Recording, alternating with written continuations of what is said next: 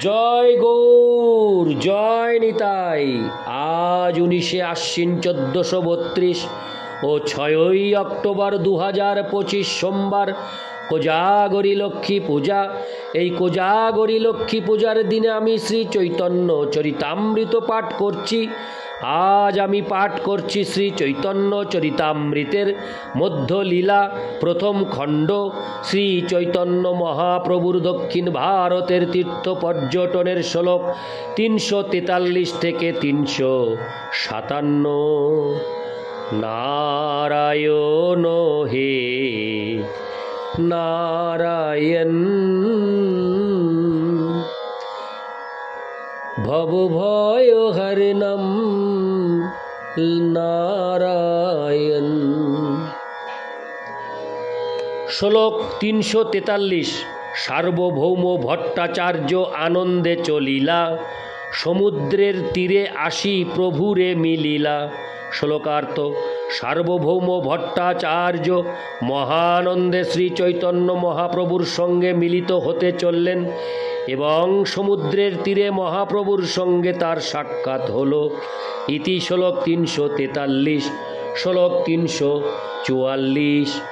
সার্বভৌম মহাপ্রভুর পড়িলা চরণে, প্রভু তারে উঠাঙ্গা কইল আলিঙ্গনে। শ্লোকার্থ: সার্বভৌম ভট্টাচার্য এসে শ্রী চৈতন্য মহাপ্রভুর চরণ কমলে পতিত হলেন। মহাপ্রভু তাকে উঠিয়ে আলিঙ্গন করলেন। ইতি শ্লোক 344। শ্লোক 345। প্রেমাবেশে সার্বভৌম করিলা রোদনে, সবা সঙ্গে আইলা প্রভু ঈশ্বর দর্শনে। শ্লোকার্থ: প্রেমাবেশে সার্বভৌম ভট্টাচার্য ক্রন্দন করতে লাগলেন। তারপর তাদের সকলকে নিয়ে শ্রী চৈতন্য মহাপ্রভু জগন্নাথ দেবের দর্শন করতে গেলেন। ইতি শ্লোক 345। শ্লোক 346। জগন্নাথ দর্শন প্রেমাবেশে কইল, কম্পসেদ পুলকাশ্রুতে শরীর ভাসিল। শ্লোকার্থ: প্রেমাবিষ্ট হয়ে শ্রী চৈতন্য মহাপ্রভু জগন্নাথ দেবকে দর্শন করলেন এবং কম্পসেদ পুলকাশ্রুতে তার শরীর ভাসতে লাগল। ইতি শ্লোক 346। শ্লোক 347। বহু নৃত্য গীত কইল প্রেমাবিষ্ট হঙ্গা, পাণ্ডাপাল আইল সবে মাল্য প্রসাদ লঙ্গা। শ্লোকার্থ: প্রেমাবিষ্ট হয়ে শ্রী চৈতন্য মহাপ্রভু বহু নৃত্য গীত করলেন এবং তখন সমস্ত পাণ্ডারা জগন্নাথ দেবের মালা ও প্রসাদ নিয়ে সেখানে এলেন। তাৎপর্য: জগন্নাথ দেবের সেবকদের বলা হয় পাণ্ডা বা পণ্ডিত। তারা সকলে ব্রাহ্মণ। যারা মন্দিরের বাইরের কাজকর্ম দেখাশোনা করেন তাদের বলা হয় পাল। এই দুই ক্ষেত্রে পাণ্ডা পাল হয়েছে।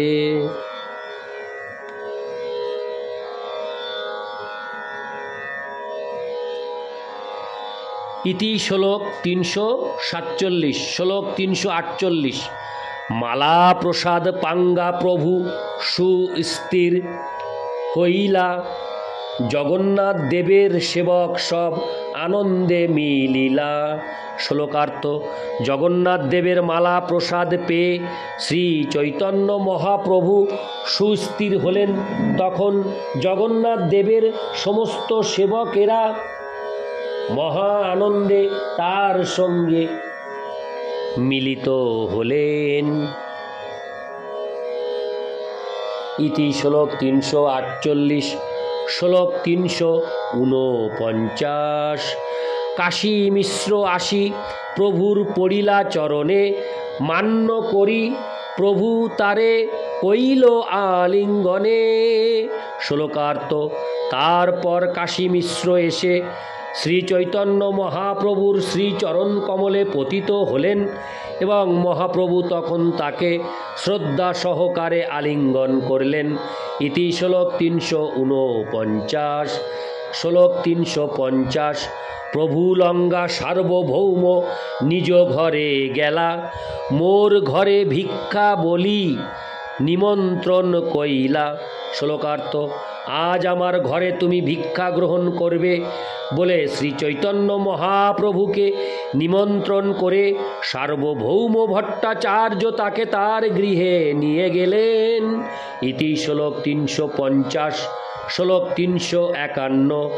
দিব্য মহাপ্রসাদ অনেক আনাইল, পিঠা পানা আদি জগন্নাথ যে খাইল। শ্লোকার্থ: পিঠা পানা আদি যা কিছু জগন্নাথ দেব খেয়েছিলেন সেই সমস্ত মহাপ্রসাদ সার্বভৌম ভট্টাচার্য প্রচুর পরিমাণে আনালেন। ইতি শ্লোক 351। শ্লোক 352। মধ্যাহ্ন করিলা প্রভু নিজগণ লঙ্গা, সার্বভৌম ঘরে ভিক্ষা করিলা আসিয়া। শ্লোকার্থ: তার অন্তরঙ্গ পার্শ্বদের সঙ্গে নিয়ে শ্রী চৈতন্য মহাপ্রভু মধ্যাহ্নে সার্বভৌম ভট্টাচার্যের ঘরে ভিক্ষা করলেন। ইতি শ্লোক 352। শ্লোক 353। ভিক্ষা করাঙ্গা তারে করাইল শয়ন, আপনে সার্বভৌম করে পাদ সম্বাহন। শ্লোকার্থ: ভিক্ষা করিয়া, হরে কৃষ্ণ, ভিক্ষা করিয়ে সার্বভৌম ভট্টাচার্য শ্রী চৈতন্য মহাপ্রভুকে শয়ন করালেন এবং তিনি নিজে তার পাদ সম্বাহন করলেন। ইতি শ্লোক 353। শ্লোক 354। প্রভু তারে পাঠাইল ভোজন করিতে, সেই রাত্রি তার ঘরে রহিলা তার প্রীতে। শ্লোকার্থ: শ্রী চৈতন্য মহাপ্রভু তখন তাকে ভোজন করতে পাঠালেন এবং তাকে খুশি করার জন্য তিনি সেই রাত্রে সেখানে রইলেন। ইতি শ্লোক 354। শ্লোক 355। সার্বভৌম সঙ্গে আর লঙ্গা নিজগণ, তীর্থযাত্রা কথা কইল জাগরণ। শ্লোকার্থ: শ্রী চৈতন্য মহাপ্রভু সার্বভৌম ভট্টাচার্য এবং তার অন্তরঙ্গ পার্শ্বদের তার তীর্থযাত্রার কথা শোনালেন।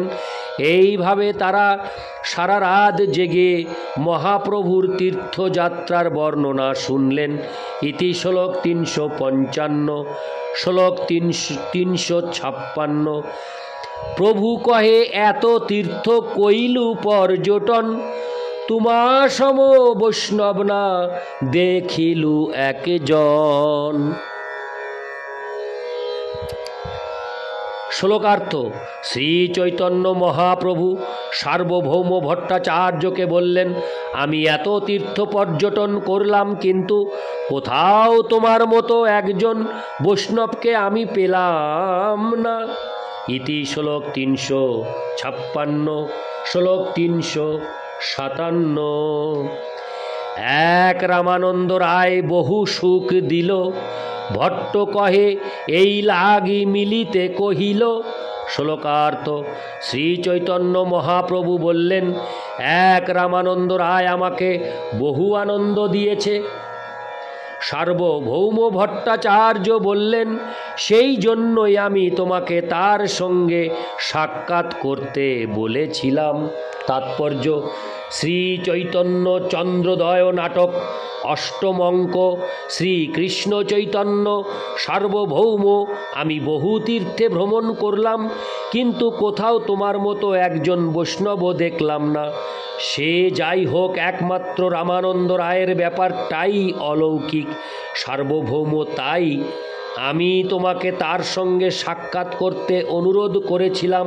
শ্রীকৃষ্ণ চৈতন্য সেই সমস্ত তীর্থস্থানে অবশ্য বহু বৈষ্ণব রয়েছেন এবং তাদের অধিকাংশই নারায়ণ উপাসক। অন্যরা যাদের তত্ত্ববাদী বলা হয় তারাও লক্ষ্মী নারায়ণের উপাসক, কিন্তু তারা কেউই শুদ্ধ বৈষ্ণব নন। বহু শিব উপাসক রয়েছে এবং নাস্তিক রয়েছে, কিন্তু ভট্টাচার্য, রামানন্দ রায় ও তার মতো আমার খুব ভালো লেগেছে। ইতি শ্লোক 357। নারায়ণ হে নারায়ণ ভবভয় হরিণম নারায়ণ। জয় গৌর, জয় নিতাই।